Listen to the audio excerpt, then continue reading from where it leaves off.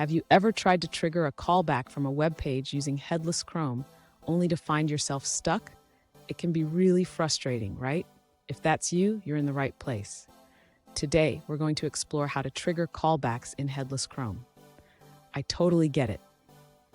Many developers have relied on Phantom.js for its ability to easily trigger callbacks. If you've been using it, you might feel a bit lost transitioning to Headless Chrome. You're definitely not alone in this struggle.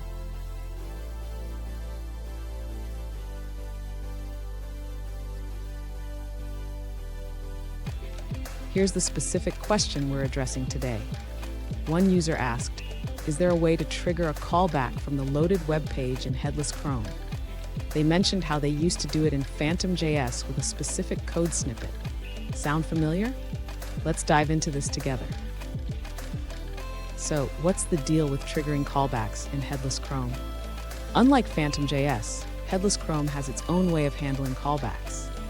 And understanding this difference is key to solving the problem. Let's break it down step by step. And stick around.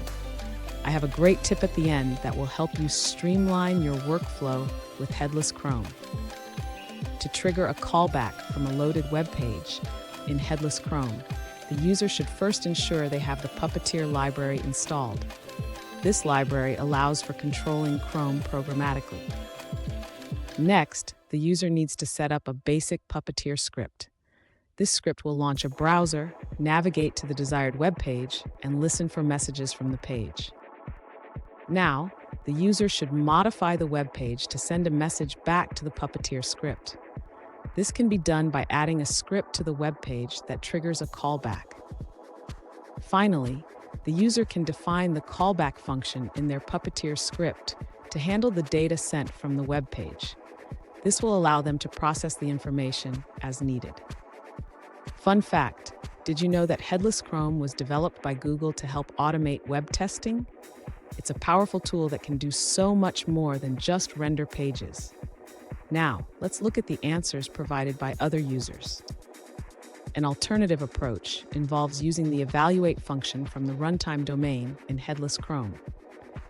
This method allows you to evaluate JavaScript in the browser, specifically to create a function that returns a promise.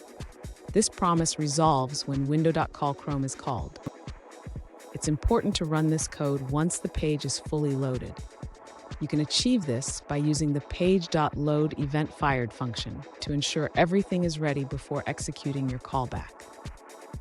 Here's the tip I promised. Always ensure your callback functions are defined in the global scope of the web page. This way, they can be easily accessed from your Headless Chrome script. And there you have it. You should now be able to trigger callbacks in Headless Chrome, just like you did in Phantom.js.